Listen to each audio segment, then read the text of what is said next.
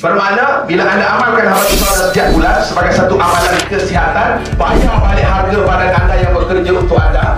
Kalau anda boleh bayar estro, boleh bayar itu dan ini, kenapa tak boleh bayar untuk badan anda? Betul? Mana automatically dalam SG7 anda telah maintain. Betul?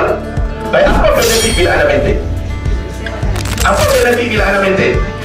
Yang pertama, anda dilindungi dengan khairat kematian. Setuju? Banyak syarikat di luar sana ada juga khairat kematian tak? Tapi nak kena ada tempoh matang 3 bulan, 6 bulan. Maintain, jangan beli, putus, mahal.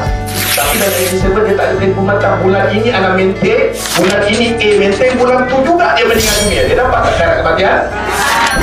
Inilah hebatnya SG7 dan kita bagi tepukan kepada syarikat.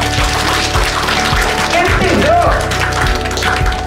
Yang kedua, apa benefit bila anda maintain? Setiap bulan syarikat menyediakan untuk anda hadiah barangan elektrik bernilai RM5,000 untuk diberikan kepada orang yang maintain.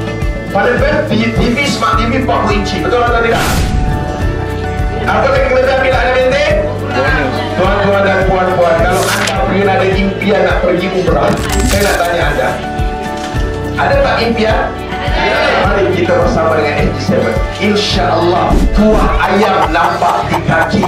Tuah anda dalam SG7, bismillah anda dihantar mengerjakan umrah secara percuma, tak kena bayar, bahkan diberi lagi uang satu untuk anda berada di Mekah.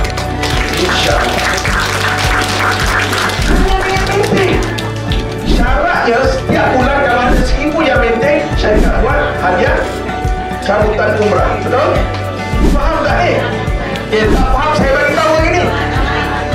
Setiap bulan kalau ada 1,000 keluarga kita yang maintain kesihatannya dengan guna produk habatus sauda, cukup 1,000 syarikat buat pada bulan itu hadiah sambutan bertuah mengerjakan umrah. Tuah ayam nampak di kaki.